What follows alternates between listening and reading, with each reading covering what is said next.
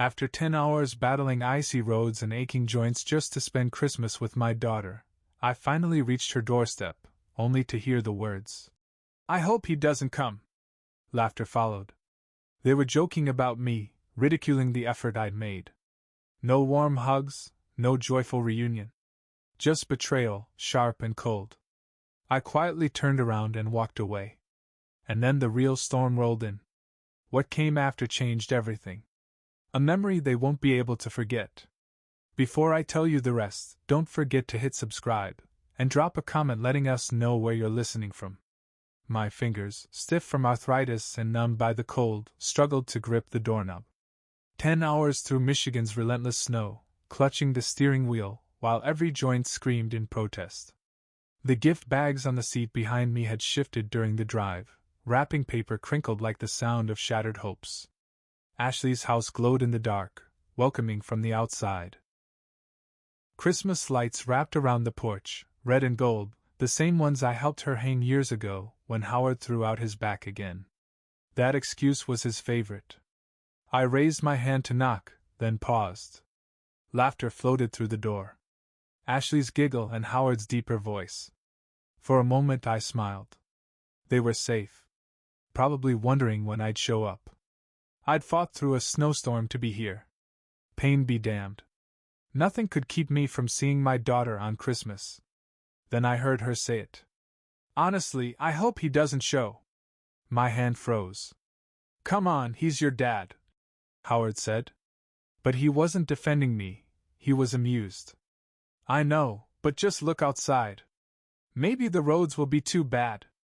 We could have one Christmas without him hovering, asking if we need cash, bringing those terrible cookies." Her laugh came again, easy, dismissive. "No guilt trips. Just us." "He does lay it on thick," Howard chimed in. "Always going on about how he gave everything up. Sold his business. Like we asked him to." "Exactly," Ashley said. "He made himself our ATM. That was his choice." The cold wasn't just on my skin anymore, it settled deep in my chest. I'd only been standing there maybe half a minute, but it felt like an eternity. Inside, Silver Bells was playing, now laced with cruelty. "He's getting older," Ashley added. "These long drives aren't good for him anymore. Honestly, we're doing him a favor hoping he stays home." "So thoughtful," Howard replied, and they both laughed again. I took a step back. My boots crunched on the snow like breaking glass. They didn't hear it. They just kept chatting, music playing, their world warm and bright. My car was still running, 30 feet away. The engine ticked as it cooled, breath rising in the winter air. 15 years since the divorce. And I had built my life around Ashley. Sold off Green Industries, my pride and legacy, and poured every dime into her happiness. Her house. Howard's supplies. Their groceries when money got tight. I gave up vacations, ignored my health, missed opportunities, because I believed family came first. That she believed the same. My phone buzzed. A text from Ashley. "Drive safe if you're coming, Dad. Looks rough out there." I stared at the screen, then back at the glowing windows. She had sent that while laughing about how she hoped I wouldn't come. While calling my cookies trash and my love manipulative. The gifts in the back seat? Now they felt like props in a play I wasn't invited to. High-end scarves for Ashley. Art books for Howard that cost more than a month's rent. Every item carefully chosen. Every dollar a message, "You matter." How much had I given them over the years? $200,000? $300,000? I lost track after I covered their entire wedding because Howard's side couldn't afford it. I'd been proud to do it. Proud to give her the best day possible. I reached for the car door. The metal bit through my gloves. My knees protested, but I didn't feel them. Something inside had already gone numb. The engine rumbled back to life. I backed out quietly. No tire spin. No dramatic exit. Just silence. Leaving behind a home where, deep down, I'd never been truly welcome. In the rearview, The twinkle of Christmas lights faded, then vanished as I turned back onto the road. I wasn't going home. Not yet. The highway stretched out ahead, dark, empty. Snowflakes caught in the beam of my headlights. For the first time in 15 years, I had nowhere I needed to be. No one expecting me. And no one wishing I'd just stay away. On the radio, the music played. I'll be home for Christmas. I reached over and turned the radio off. The quiet felt better, cleaner, like a reset button had been pressed. Outside, the wipers kept swiping, struggling to keep up as snow piled faster than they could clear. I took the scenic route home, steering clear of the main highway. I needed time to think. To breathe. My grip on the steering wheel was tight enough to drain the color from my knuckles. The arthritis didn't matter now, not next to the pain sitting behind my ribs. I hope he doesn't make it. Ashley's words circled in my head like a cruel refrain, repeating in rhythm with the wipers. Left. Right. Hope he doesn't make it. Left. Right. The pattern was almost soothing in its predictability, and in that odd rhythm, something in my mind began to shift. Something that hadn't stirred in a very long time. By the time I pulled into my neighborhood, the initial sting had hardened into something quieter. Colder. My house sat still at the end of Maple Street. The Christmas lights I'd put up 2 weeks ago blinked weakly behind a curtain of falling snow. The driveway needed shoveling. I left the engine running and just stared at the place I'd called home for 2 decades. Inside, the silence wasn't the same as it was this morning. Earlier, it had felt temporary, the kind of quiet that lives between coffee and family gatherings. Now it felt final. Like something had ended. I hung my coat in the closet with care. The fabric was soaked and heavy in my hands. The gift bags were still by the front door, scarves and art books that now looked like expensive reminders of how foolish I'd been. I stepped around them like they were something dangerous. The study welcomed me with its familiar scent, old leather, paper, dust, and a hint of bourbon. 20 years of my life lived here. Framed awards from green industries lined the shelves. Photos from groundbreakings. Contracts that once built a fortune. I used to be proud of this room. Now it felt like a museum of bad choices. The filing cabinet gave a soft click. I pulled out folders, flipping through page after page and spreading them across the desk like I was mapping out a strategy. My will, dated last spring. Primary beneficiary, Ashley Ground Wilson. Life insurance, $2 million. Sole recipient, Ashley Ground Wilson. Every statement told a story. September, $3,000 to Ashley, car trouble. October, $5,000, roof repairs. November, $2,500, Howard's endless art supply tab. Every month for years. Before that? Down payment on the house, $75,000. Wedding? $40,000. Tuition? $20,000. I grabbed my calculator and started adding. Conservatively? $280,000. Maybe more. More than most people earn across their working lives. Handed over without a second thought to a daughter who'd rather I hadn't shown up for Christmas. The computer screen flickered to life. Bank accounts, investments, insurance portfolios. One common thread ran through all of it, Ashley. Every plan I'd made for the future had her name attached to it.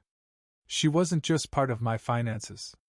She was embedded in them, stitched into the fabric of every safeguard I'd built. A memory came back, crystal clear. Ashley at 22, crying at the kitchen table, fresh out of college. Dad, I'm drowning in student debt. My degree's worthless. The next day, I handed her a check. Don't worry. That's what dads do. Another one, Ashley at 28, with Howard twitching nervously on my couch. We found our dream home, but the down payment. I wired the money before they even finished asking. Just last month. Howard's struggling again. Sales are slow. We're a bit tight. Another transfer. Another quiet hope they'd finally stabilize.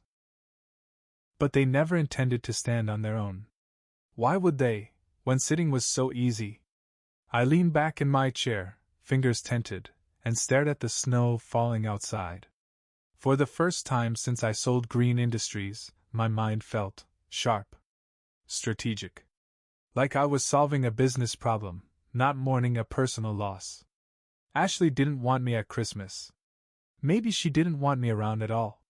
The real question was, how gone did she want me to be? I picked up my phone. On the screen, Richard Morrison, estate attorney, longtime advisor. The man who'd helped craft every financial plan, every clause meant to protect Ashley's future. Tomorrow was Christmas. But this couldn't wait. I hovered over his number, thumb just above the screen. I knew what this call meant. Once I dialed, there was no returning to the man who'd driven through a storm, heart full, trunk packed with gifts. But that version of me had died on a snowy doorstep in front of Ashley's house. Christmas morning arrived without fanfare. No calls. No cheerful messages. No invites. Just me, a cup of coffee, and a desk still cluttered with last night's documents. The silence didn't hurt anymore. It felt deliberate now. Like the pause before a well-placed strike. At 10:17 a.m., my phone rang. Ashley's name lit up the screen, her smiling face from last Christmas beside it. I didn't miss the irony. I let the phone ring 3 times before answering, just enough to sound groggy. Dad? Her voice carried the right amount of concern, but I caught the rehearsed cadence beneath it. We were so worried when you didn't show last night. Are you okay? I waited a beat, letting the tension build. I'm sorry, sweetheart, I said, softening my tone, adding just enough shakiness. I should have called sooner, but I had an accident. What? Are you hurt? She sounded alarmed, convincingly so, though I noticed she didn't ask if she should come by. Black ice on Miller Road, I said. That bend near the old church? Lost control, hit the guardrail. I spoke slowly, like someone still processing what had happened. Nothing major, but the hospital kept me overnight. Concussion, they said. Mild. Oh my God! Ashley's response sounded dramatic, like someone reading from a script. Dad, why didn't you call? We could have come to the hospital. I didn't want to ruin your Christmas Eve, I said. And honestly, I wasn't all there. In the background, I heard Howard murmuring, though I couldn't make out the words. The doctor said I was lucky. Could have been worse. I paused, then added, Is Howard with you? Yes, he's right here, she said quickly. We're both so glad you're okay. The speed of her reply felt calculated, as though looping Howard in would validate her concern. Now I could hear him more clearly, probably on speaker. Man, that's awful, he said. Is the car totaled? Interesting. His first concern was the car, not me. It still runs. The front's banged up, but I'll get it checked after the holidays. Well, good thing you're all right, Ashley said, jumping back in. Do you need anything? We could bring some food over or… No. I'm fine, I said, letting my voice taper off with fatigue. I think I just need some rest. Maybe we can move Christmas dinner to next week. The pause that followed was just a little too long. Exactly 3 seconds too long. Of course, Dad. Whatever you need. Your health comes first, she said. Her voice lightened, just enough for me to hear the relief slipping through. It felt so strange without you here last night. She added quickly, as if to compensate. But now we get it. You really should take it easy. I will. Sorry I didn't say something sooner. Don't apologize, she replied. These things happen. Winter driving's no joke. Howard piped in again, his voice overly cheerful. The important thing is you're okay. We'll check in a few days, see how you're feeling. And Dad, Ashley added, her tone dipped into a half-hearted plea. Please be more careful driving. We really can't lose you. After the call ended, I leaned back in my chair and smiled. For the first time in a day, I had all the confirmation I needed. They passed the test, flawlessly. The unmistakable relief when I'd suggested pushing back dinner. Howard asking about the car before me. Ashley swallowing the story whole without hesitation or follow-up. No offers to stop by. No real insistence on seeing me. Just glad the holiday hadn't been derailed, and that I didn't actually require their attention. I reached for a notepad and jotted down their exact words, tone shifts, hesitations, deflections, not because I needed more proof, but because it felt good to record the truth in ink. The brilliance of the story lay in its simplicity. Miller Road was a hazard in winter. Everyone knew the curve near the old church. If they ever tried to check up on the story, it would hold. Better still, it gave me a foundation. A pattern I could build on if I chose. I picked up my phone and scrolled through my contacts until I found the name, Richard Morrison. My estate lawyer. Years ago, he gave me his personal number, for emergencies. This counted. The week following New Year's crept by slowly. I spent the time preparing, going over documents, cataloging assets, reviewing legal steps. Everything carefully planned. Today, I was ready to act. Mitchell and Associates occupied the third floor of a renovated Victorian in the historic district. I'd been climbing those stairs for 15 years, updating documents, making sure Ashley's future was secure. That irony didn't escape me as I opened the familiar, heavy door. "Ernest, good to see you."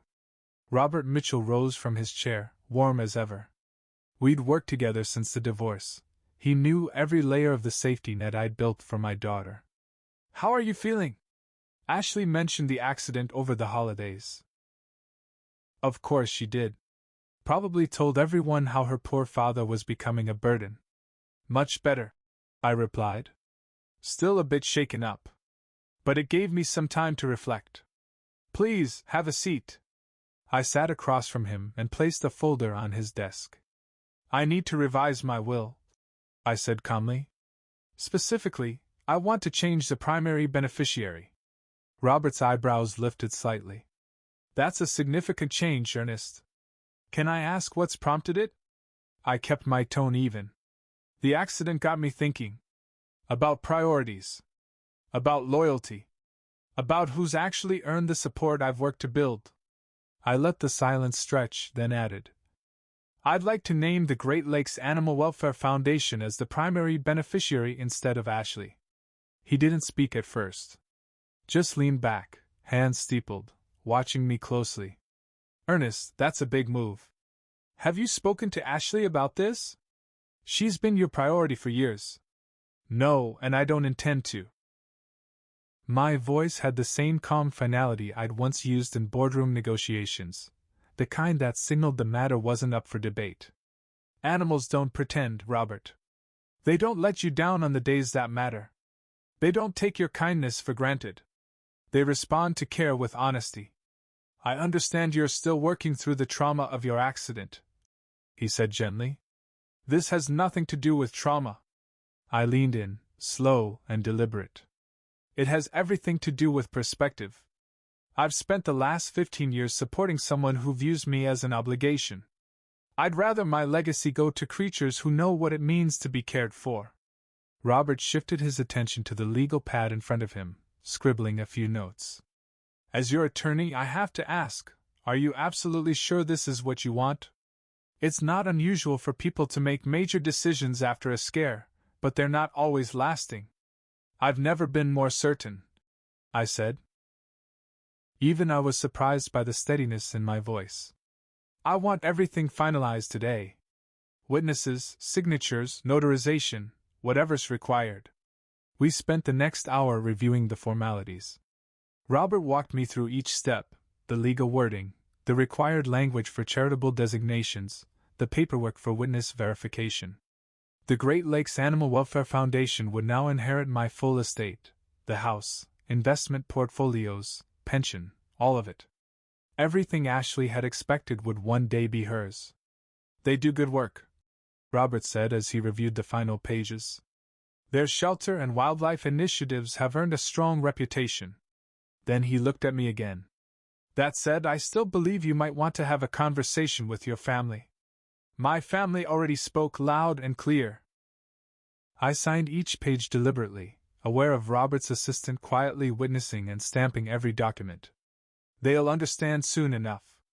When the last form was sealed and notarized, I felt something I hadn't in a long time: absolute control. No more last-minute transfers. No more guilt. No more pretending that blood equals loyalty.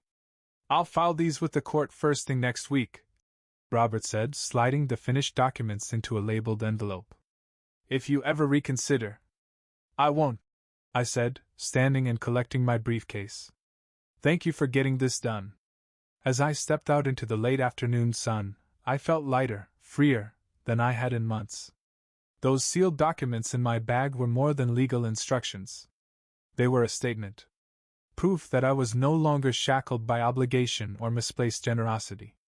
Ashley would still get her monthly stipend, for now, completely unaware that the future she assumed was hers had just vanished. The thought gave me more satisfaction than it probably should have. But I'd moved beyond the bounds of should. Pulling out my phone, I opened the banking app. It was time to start cutting the real ties. The will had been the first domino. Now came the rest. That following week, I conducted a full review of every financial link connecting Ashley to me, combing through 15 years of transactions and support she had long stopped noticing.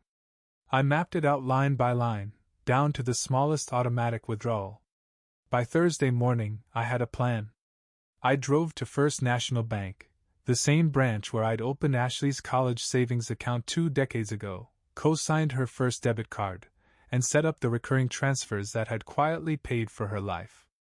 "Good morning, Mr. Green," said Janet, my personal banker, greeting me with a warm smile. "What can I do for you today? I need to close the joint account I hold with my daughter. Also, please cancel all automatic transfers linked to it." I slid a folder across her desk. "I'd also like to update the beneficiaries on my life insurance policies." Janet's brow arched ever so slightly. "Of course, sir. Has there been a family issue that prompted this?" "Just making some adjustments after a recent health scare," I said. The lie rolled out smoothly. "I want to make sure everything ends up where it's truly appreciated." By Friday afternoon, while Ashley was likely picking out overpriced candles or browsing designer websites, the changes had gone into effect. The $3,000 that hit her account every 10th, the payment she depended on for rent, groceries, and Howard's art supplies, would never arrive.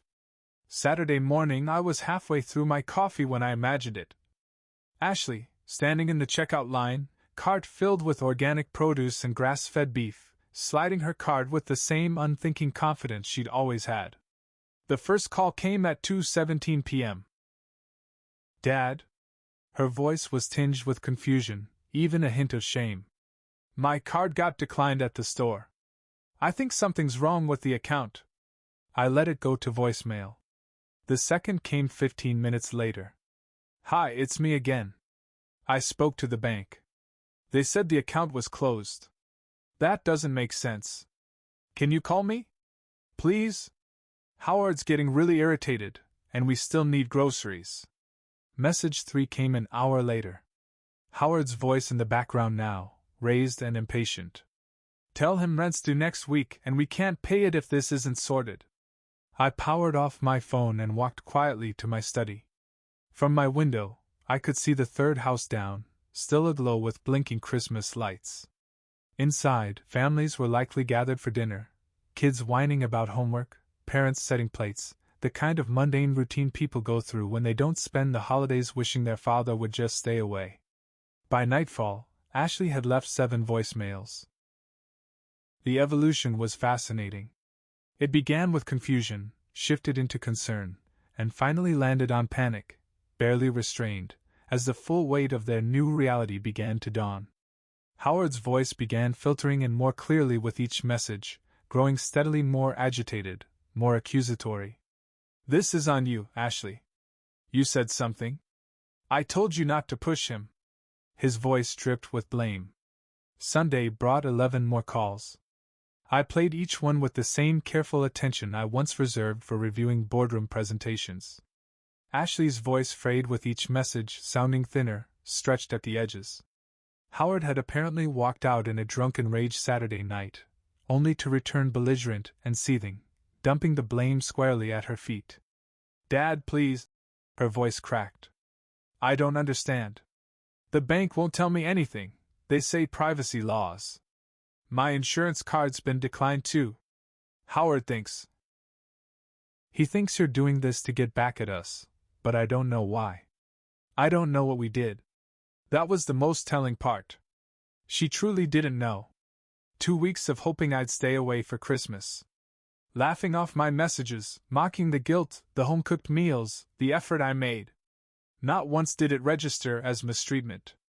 In her mind, it wasn't cruelty. Just routine dismissal. Monday morning's message brought a shift. "Dad, I'm coming over. We need to talk, properly. I'll be there around noon." I glanced at the calendar, then at the phone. The timing was ideal. I'd been measured. Patient. Calculated. But now it was time. Before that conversation, though, I had one final call to make. Financial pressure had only been the beginning. Now it was time to apply heat to the weak spots they'd hoped no one would notice. I'd watched Howard peddle his art at weekend markets for years, always in cash, always pocketing the earnings like he was gaming the system. A man proud of his shortcuts. Tuesday morning, I drove to the public library downtown. The terminals offered complete privacy. No login, no history, no trace. The IRS whistleblower submission form was as bureaucratically polished as I expected. Neat boxes, drop-down menus, straightforward entry fields. Howard Wilson. 1247 Maple Street. Unreported income, cash from art sales at Detroit Farmers Market and Ferndale Art Fair. Estimated, $15,000 to $20,000 annually. I listed specific weekends. I'd seen the envelopes, thick with bills. None of it ever declared. Wednesday, I took the next step. From the same library computer, I submitted creditor notifications for both Ashley and Howard. Change in financial dependency. Cosigner removed. Support structure no longer in place. Risk category, elevated. It was all composed in a tone of detached professionalism, cold, precise, and quietly devastating. Thursday's mail must have been quite the revelation. That evening, I drove slowly past their house, no lingering, just a neighborly glide, and caught sight of Howard's car parked, and Ashley's figure pacing behind the curtain. The energy inside the home was unmistakable. Tension had arrived. Friday brought the validation I'd been waiting for. Voicemail. 7:23 a.m. Ashley's voice, thin, shaking. "Dad, something's really wrong. The IRS is contacting Howard about unreported income. They know about the art shows, the cash. How could they know that? And now the credit card companies are freezing our accounts. They're demanding full payment. Please call me. We need help." In the background, Howard's voice growled. "Tell him this all started right after he cut us off. That's not a coincidence." Ah. Their first flicker of awareness. Excellent. The next message came 3 hours later. A new tone, suspicion layered under fear. "Dad, we stopped by your house. Your car's in the driveway, but you didn't answer. Are you avoiding us? Please, we need to talk. Something's happening, and Howard thinks someone's deliberately targeting us." Saturday escalated exactly as I knew it would. Ashley left 4 more messages, each more frantic than the last. Apparently, Howard had spent all of Friday night running calculations, tallying back taxes, penalties, accrued interest, and the legal costs that would follow if the IRS pursued prosecution. The totals were grim. "Dad," Ashley's voice trembled, "Howard thinks we might owe 40 grand. We don't have that kind of money. We don't have any money. The mortgage company is demanding updated financials, and all our credit cards are frozen." How did things spiral this fast?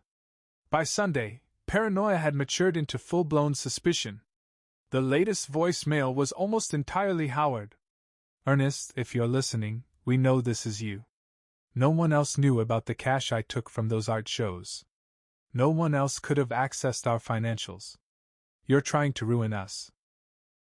Ashley broke in mid-recording, her voice unsure. Howard, stop. Dad wouldn't. But even she didn't sound convinced anymore. The progression was beautiful, confusion shifting to panic, then suspicion, now landing somewhere near realization. They couldn't prove it.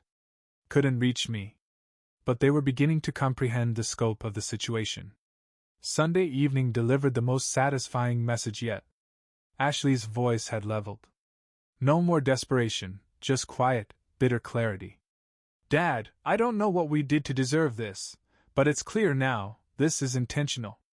You're punishing us. Howard was right. This isn't bad luck. We need to talk face to face. Whatever we did, we'll fix it. But you can't just dismantle our lives and say nothing. I saved that one. Played it twice. The transformation was complete. From entitled outrage to hushed submission. They finally understood.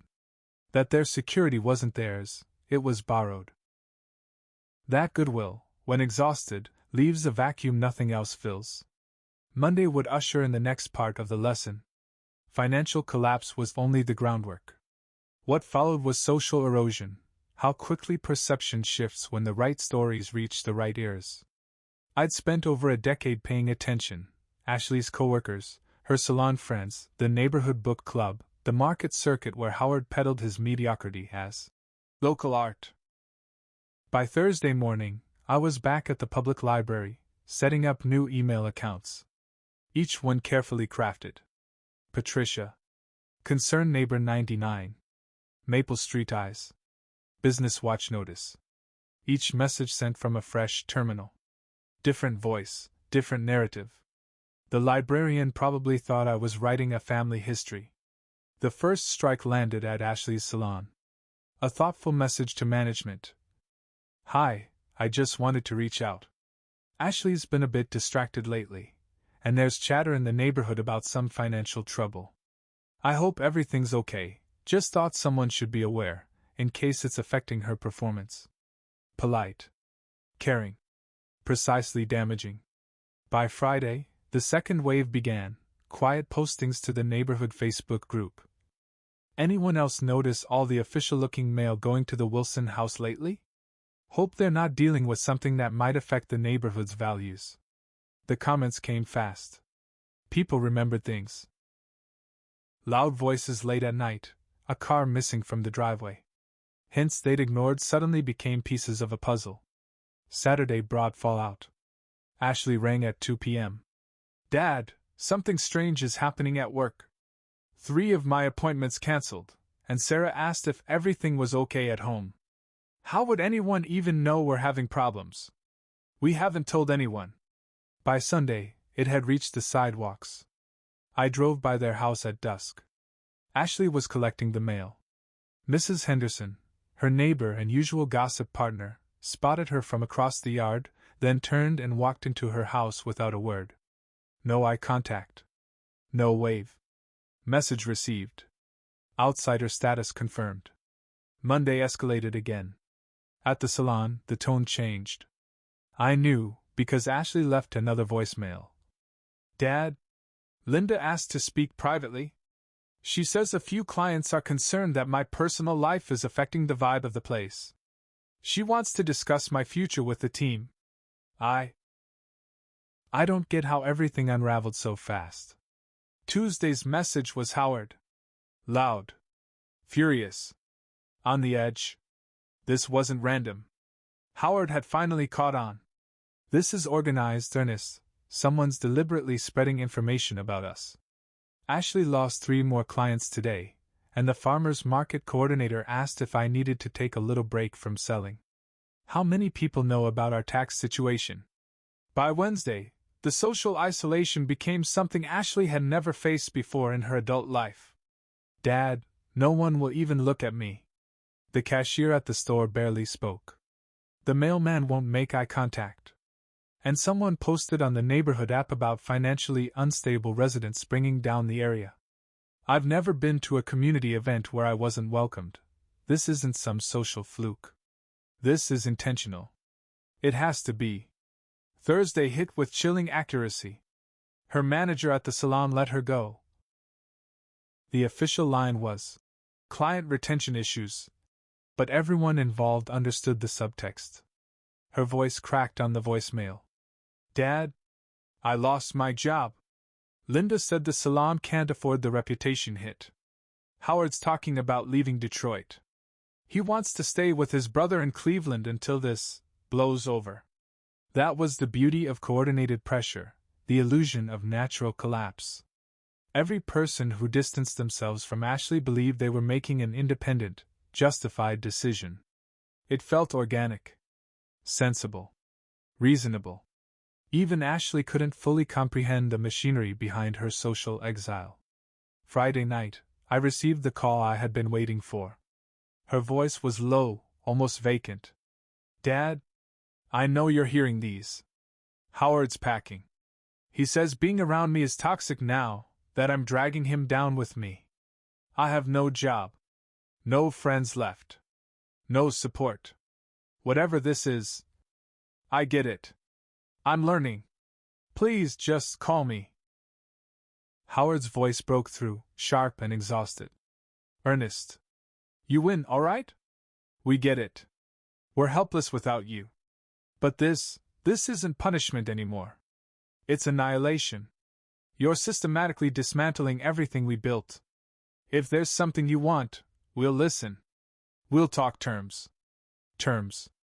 At last they understood. This wasn't a meltdown. It was a negotiation. Saturday morning arrived like a final move in a long, deliberate game. I stood by the front window as their car rolled into my driveway. No emotion. Just cold, deliberate satisfaction. 4 weeks of planning, executed to precision. Ashley's face was drawn, ghost pale, the confident daughter who once joked about dodging my Christmas cookies now reduced to wreckage. They sat there for minutes arguing. Howard gesturing wildly, Ashley staring toward the house like she was afraid of it. Eventually, they stepped out and approached the door like people approaching a final judgment. I opened it before they had the chance to knock. "Dad?" Ashley's voice cracked, the word brittle with humiliation. Behind her, Howard looked like the aftermath of a man, shoulders slumped, jaw tight, as if he'd finally realized his comfortable life carried invisible costs. "Ashley." "Howard." I nodded, stepping aside. "Come in." They entered hesitantly, Ashley cautious, Howard tense, aggressive in posture but unsure. "I wasn't expecting you," I said. "Weren't you?" Howard's tone was thin ice, masking fury. "Everything started collapsing right after Christmas. Right after your so-called accident." His eyes narrowed. "Funny thing is, every time we drove past, your car was still in the driveway." I met his stare without flinching. "I've been recovering. Doctor said I needed to rest." "What doctor?" Ashley's voice sounded hollow. "Which hospital?" "We called every place in the city on Christmas Day. Nobody had any record of an Ernest Green being admitted." Silence filled the space between us.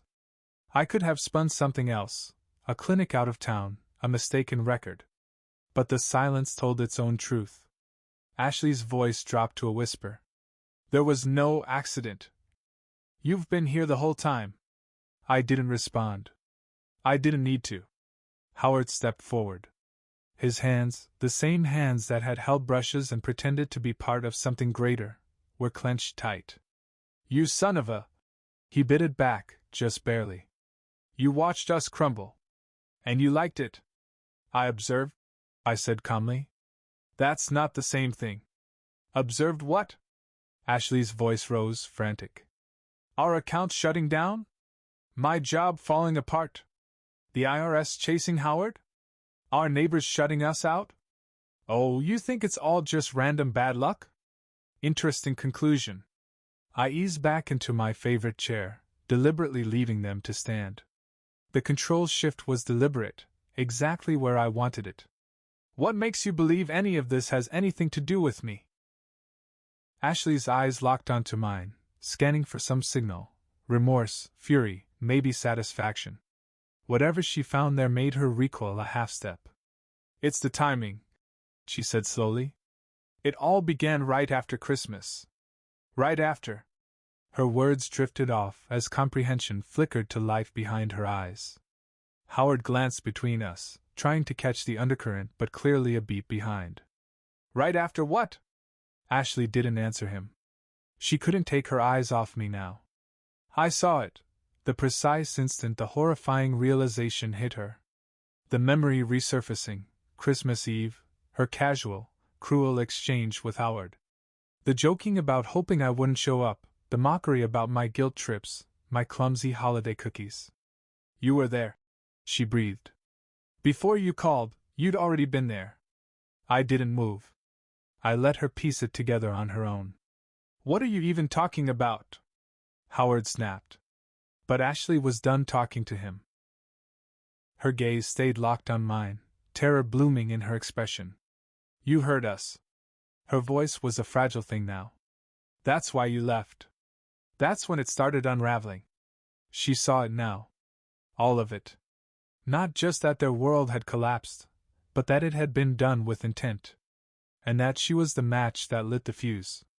You heard what we said, she whispered. About hoping you wouldn't make it through the snow. About your guilt trips and... Her voice cracked. She couldn't finish. Howard's expression finally shifted. He sensed enough to be frightened. Ashley, what did you say? But I only watched my daughter, waiting for the full weight to settle on her. She knew now. She understood the sequence, the financial cutoff, the IRS notice, the unraveling friendships, the job loss, none of it random. All of it precise. Methodical. Personal. You dismantled our lives, she said at last, not angry now, only hollow, resigned. Still, I said nothing. Silence, when delivered at the right moment, can strike harder than any admission. Her face lost what color it had left. You heard us, she murmured again. I didn't respond. I didn't need to. I watched them come apart like trapped insects, still scurrying despite the fact that the lid had been sealed weeks ago. Their first move was classic, desperation masked as strategy. They met with a family attorney, hoping to challenge my estate planning. The irony was perfect. They were trying to contest a document that no longer existed in the way they imagined. Tuesday came with Ashley's first olive branch, dressed in forced brightness. Her voice on my voicemail rang with that brittle optimism people use when they're drowning but trying to smile. Hi, Dad. Just thinking we should talk, clear the air a little. Family matters, right? Especially now, after everything. I ignored it. By Wednesday, the tone had shifted. Dad, we know you're hurt. But we've been reflecting, really. We've had a lot of time to think about our relationship with you. We want to make things right. It was almost insulting how transparent it was. Every word carefully rehearsed to sound warm, but reeking of desperation, of dwindling options. I archived it along with the rest, a digital trail of their unraveling. Thursday brought Howard's voice, trying to conjure up some authority he no longer held.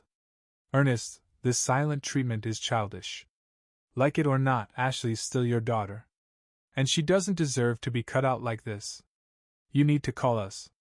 By Friday, their lawyer had likely explained the futility of their plan. Ashley's voicemail that night was tinged with something new, real panic. Dad, please. We just need to talk. I know we said things that hurt, but everyone says stuff they don't mean. Can't we move forward from this? Saturday was louder. Multiple calls, voicemails stacked on top of each other. Ashley even showed up at the house, twice. She rang the bell for 10 minutes each visit, pacing nervously on the porch while I watched from the upstairs window, unseen. Her posture said everything. Slouched shoulders, fidgeting hands, the urgent, shaky energy of someone teetering on the edge. Dad? I know you're in there. Your car's out front. Please. Just 5 minutes, please. We need to talk about where we go from here. As a family. Family? As if that still meant something. Sunday's voicemail peeled back the last layers of pride. Dad, the lawyer says contesting a will cost thousands we don't have. But, he also said reconciliation is always possible. We miss you. We miss having you in our lives. Monday, Howard's frustration finally boiled over. Ernest, this is enough. You've made your point. You're furious. Fine, we get it. But this has gone too far. Ashley's been in tears for days. We're both worn out. What do you even want from us? What I wanted. They couldn't return the Christmas I'd driven through whiteout conditions to spend with them. They couldn't repay the years I believed their love wasn't conditional. They couldn't resurrect the father-daughter bond that had been my life's axis for over a decade. Tuesday's message came from Ashley alone, her voice brittle and breaking. Dad, Howard's talking about leaving Michigan. Says there's nothing left here. I don't want to lose both of you. I know I made mistakes. But there's got to be a way back from this. Their desperation had finally burned through all the layers of civility. No more shallow chats about weekend errands or painting supplies. No more confident assumption that I'd always be there to clean up their messes, wallet in hand. Now it was just raw need, exposed, humiliating. Wednesday marked their lowest effort yet. Ashley turned up at my door with Howard in tow. Both had dressed the part. Tidy, presentable, trying to project the image of people worth salvaging. I opened the door, but didn't invite them in. Dad, Ashley began, her smile stretched tight and unnatural. We brought you something. She held out a small, wrapped box. A peace offering, likely something cheap and meaningless. A hollow gesture meant to lubricate forgiveness. I don't need anything from either of you, I said quietly. We know you're hurt. Howard jumped in. But Ashley's your daughter. That's got to matter. I looked at Ashley, not the self-assured woman who once joked about hoping I'd stay home for the holidays, but someone drowning, clinging to the last person who might save her. You're right, I said at last. It does matter. Their faces lit up, thinking they'd finally cracked through. It matters exactly as much as it did to you on Christmas Eve. And I shut the door. Let homelessness show them what dependence really means. On Tuesday, I made a discreet call to their landlord. Just a short conversation about missed payments, unreliable tenants. By Thursday, the eviction notice landed in their mailbox. I watched from my kitchen window as Ashley retrieved it. She walked slower now, her movements smaller, like someone bracing for the worst. When she opened the envelope, I could see the collapse in her posture from across the yard. 2 hours later, the call came. Ashley's voice was nearly unrecognizable, thin, cracked, pleading. Dad, please. I know we messed up. But we got an eviction notice. 30 days to leave. I'm begging you. We don't have anywhere else. I let the call go to voicemail. That evening, another message. Dad, I'm not asking for money. I get it, that's done. But could you just co-sign on a small place for me? Just something temporary. I'll pay you back. Every cent. I promise. Her desperation was almost poetic. Suddenly, the money I'd given her for years, unacknowledged, taken for granted, had become a debt in her mind, one she now swore to repay. She had no idea her financial reputation had already been shredded. No landlord would touch her, co-signer or not. Friday brought Howard's voice, still clinging to bravado, but laced with panic. Ernest, this is insane. Ashley's barely hanging on. We need a roof over our heads. You want us on our knees? Fine. We're there. Just help us find a damn place. Saturday's update revealed the extent of their freefall. Dad, we toured 12 apartments today. Every application denied. Our credit, it's ruined. I don't know how. The only one that might accept us is a studio above a laundromat that reeks of mildew. And even that's a stretch. Sunday, I heard the rustle of cardboard boxes over the line. Dad, we're moving tomorrow. Into that studio. I told you about it. Howard's not doing well. He keeps saying it's all my fault. That I brought this on us. Please just call. I just need to hear your voice. But Monday brought the call I'd known was coming. Ashley's voice had gone flat, stripped of all fight. Dad? Howard left. Said he can't live like this.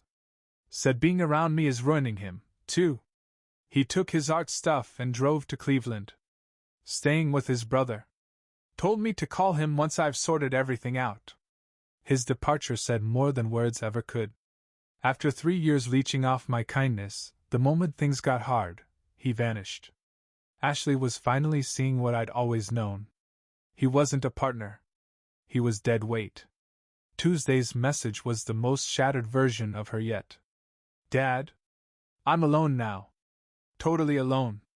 Sitting in this horrible little apartment with stains on the ceiling and neighbors screaming all night. I lost my job.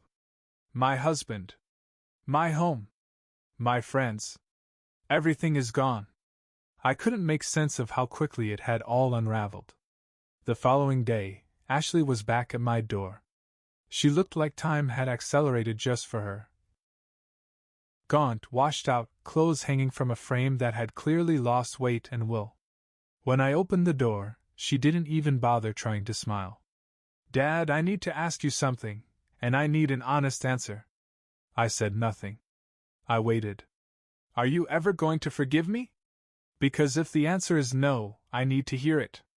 I can't keep clinging to the idea that one day you'll decide I've been punished long enough. It was a sharper question than I expected. She was beginning to grasp the truth, that this wasn't some emotional outburst I'd get over, but a fundamental shift. Something had broken between us, and it wouldn't mend easily, if at all. Forgiveness has to be earned, I said evenly. How? Her voice barely carried. Tell me what to do, and I'll do it. I looked at her, homeless, abandoned, worn down by regret, and felt nothing. No pity. No flicker of warmth. She still didn't get it. Some things, once said, can never be unsaid. Some laughs echo louder than apologies. That's something you'll have to figure out on your own, I said, and gently shut the door. The lesson she'd never imagined was waiting for her the next day. When I saw her coming up the driveway, I knew. This was the moment. She walked like someone who had learned that hope was a dangerous thing, her shoulders curled inward, arms tucked close to her sides like they were bracing against more than just the bitter February wind. I opened the door before she could knock. She looked worse than ever, hollow eyes, the same worn-out coat from earlier in the week, a ghost of the daughter I used to know. Dad, she said, barely louder than a breath. Please. I need to talk. I stepped aside and let her in. She stood in the entryway like a stranger unsure of her welcome, grateful for even that small act of grace. I know I don't deserve anything from you, she said quickly, the words tumbling out in a rush. I know I've been awful, selfish, careless, everything you must think of me. But please, I'm begging you. Just give me a chance to fix this. I led her to the living room, motioning to the same armchair where she'd unwrapped years of Christmas presents. She sat, and we both felt the irony settle in the air. I've lost everything, she said. Howard's gone. My job's gone. Even my friends won't return my messages. I live in this horrible little apartment that smells like mildew and has roaches in the bathroom. But I know I did this. Somehow. I just don't know where it all went wrong. If I hadn't known what I knew, her words might have sounded sincere, even heartbreaking. She was trying to play the part, reaching for the image of the daughter she thought I wanted. She believed sincerity and humility might be enough. I want to be better, she said, tears now streaming down her face. I want to be the daughter you deserve. I know it won't happen overnight. But maybe we could just start small. I could come by once a week, help around the house. Yard work, meals. I just want us to feel like a family again. I watched her cry. And still, I felt nothing but cold clarity. She still didn't understand. Some moments poison everything that follows. Do you remember Christmas Eve? I asked, voice quiet. Ashley wiped her cheeks, nodding slowly. Of course. You called, said you'd been in a car accident. Before that, I said. Do you remember what you and Howard were talking about before I called? Her face shifted. Something inside her hesitated, flickered. I saw the moment recognition began to return. She didn't want to go there. Not really. I don't remember what we said. I reached into my pocket, pulled out my phone, and tapped on a file titled December 24th. I set it gently on the coffee table. Let me help jog your memory. I pressed play. Ashley's voice rang through the room. Clear. Sharp. Unmistakable. I honestly hope he doesn't make it. Her face went paper white. Then Howard's voice followed. Come on, it's your dad. I know, she said, laughing lightly. But look at this weather. Maybe the roads will be bad enough. Just one Christmas without him hovering, offering money, showing up with those awful cookies. Their laughter, cruel and careless, burned the air. I watched her hear herself. Watched the self-image she clung to crumble in real time. No guilt trips. No fake family time, she said on the recording. Then Howard chimed in. He does lay it on thick. Always bringing up how he gave up his business for you. Like we asked him to. I stopped the audio. Ashley sat frozen. You were there, I said. You heard every word. I nodded. I was standing outside, with your gifts in my hands, listening to my daughter joke about hoping I'd die before making it to her front door. Dad, no. You don't understand. I understand perfectly, I said. I understood it then. And I haven't forgotten since. She broke then. Tears, sobs, hands shaking. But they were just words. We didn't mean them. I was tired. Howard was being obnoxious. We were just venting. That wasn't real. No, I said. That was real. That was the truth you never thought I'd hear. The truth about what I meant to you, the man who gave up everything, built his world around you, who risked his life in a snowstorm to spend the holiday together. She tried to speak, but I kept going. Everything that's happened since, the money problems, the loneliness, the job loss, Howard walking out, all of it started the moment I saw you clearly. The real you, she whispered, trembling. Please. I'm sorry. I'm so sorry. But my lesson for her wasn't quite over. Not yet. 6 months had slipped by since our last confrontation, and in that time, I discovered something I hadn't expected at all: peace. The Great Lakes Animal Welfare Foundation hadn't just become the beneficiary of my inheritance, it had become my mission. 3 mornings a week, I volunteered at their shelter, feeding dogs whose tails wagged with honest joy whenever they spotted me coming. Then, on a Tuesday, exactly 6 months after Ashley sat in my living room, hearing the recording of her own cruel words, a letter arrived. I recognized her handwriting instantly, though now it looked steadier, more grown-up than the frantic scrawl from her earlier attempts to reach out. I stood in my kitchen and opened it, my coffee left to cool on the counter. Dear Dad, it began. I don't expect you to reply. I'm not asking for anything. Not money, forgiveness, or a second chance. I just want you to know how this past year has changed me. I work at a grocery store now, 40 hours a week, on my feet, handling difficult customers and cleaning up messes. It's honest work, and for the first time, I get what you meant when you talked about earning something. Every paycheck feels different when it's earned, not just handed to you. I live in a small apartment that I pay for myself. It's not much, but it's mine. Howard never came back from Cleveland, and honestly, I'm glad. I needed to find out who I am when I'm not leaning on someone else's kindness. I know about the will, Dad. Robert Morrison told me when I tried to fight it last spring. He said you'd made changes in January, before any of this started. I get now that even when I thought I had a safety net, I really didn't. You were teaching me to fly, without even knowing it. I'm not the same woman who once laughed about hoping you wouldn't make it to Christmas. That person feels like a stranger. I know I can't undo those words, or the years I took your love for granted. I just wanted you to know that your lesson worked. I've learned.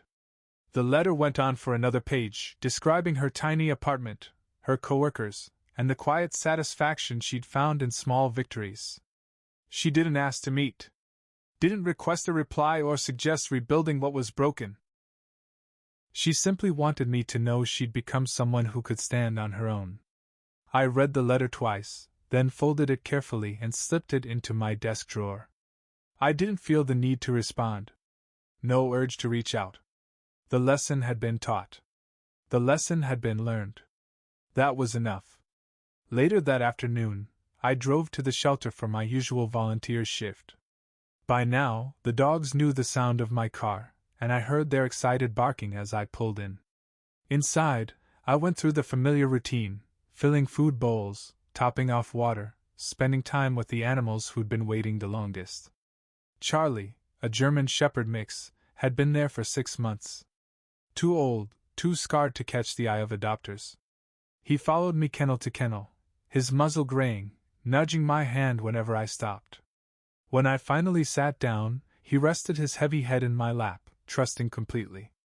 "You're a good boy, Charlie," I said, scratching behind his ears. His tail thumped on the concrete in pure contentment. This was what love looked like when it wasn't bought or demanded. Charlie didn't care about my bank account or inheritance. He didn't calculate what I could give him, or measure the benefits of our bond. He simply accepted kindness when it was offered. As I got ready to leave that evening, Charlie pressed against the kennel gate, watching me with wise, patient eyes. I'd started the adoption paperwork the week before. At 63, I was finally ready to open my home to someone who knew what loyalty meant. Walking to my car, I thought about Ashley's letter one last time. She'd learned the value of work, the dignity of independence, the difference between earning and receiving. My methods may have been harsh, but the lesson had taken root. Sometimes people have to lose everything to find out what they're truly made of. I had no regrets for what I'd done that Christmas Eve or any day since. Justice isn't always gentle, but it is always fair. If you enjoyed this story, please like this video, subscribe to the channel, and share your thoughts in the comments below. To hear the next story, click the box on the left.